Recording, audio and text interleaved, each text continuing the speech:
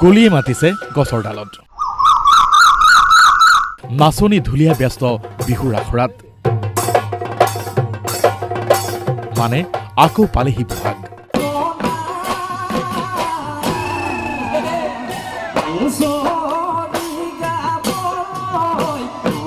ঢোলৰ গুমগুমনি পেপাৰ টিহিটি মাত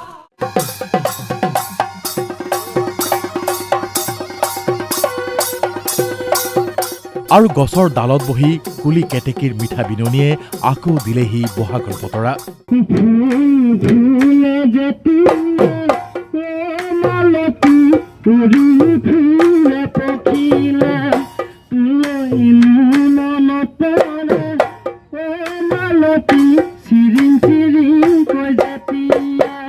ধূলিয়ৰী প্ৰকৃতিয়ে প্ৰাণ পাই উঠা বৰদৈচিলাজনীৰ আগজাননীৰ পাছতে ৰাজ্যৰ ভিন্ন প্ৰান্তৰ চুকে কোণে এইদৰে চলিছে বিহুৰ আখৰা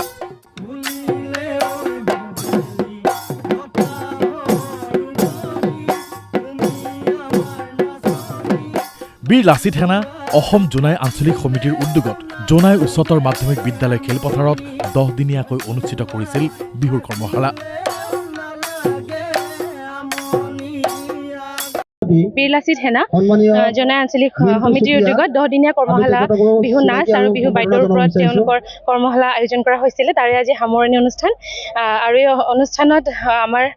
বিশিষ্ট অতিথি আহি উপস্থিত হৈছে আৰু অনুষ্ঠানটি ইতিমধ্যে চলি আছে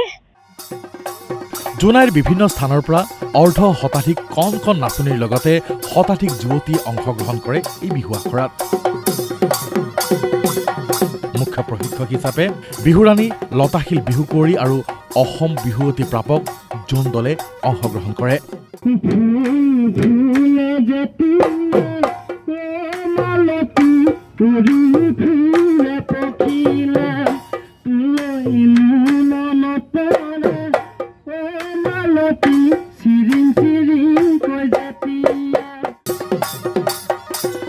অতিকৈ চেনেহৰ মুগাৰে মহুৰা তাতোকৈ চেনেহৰ মাকো তাতোকৈ চেনেহৰ বহাগৰ বিহুতি নাপাতি কেনেকৈ থাকো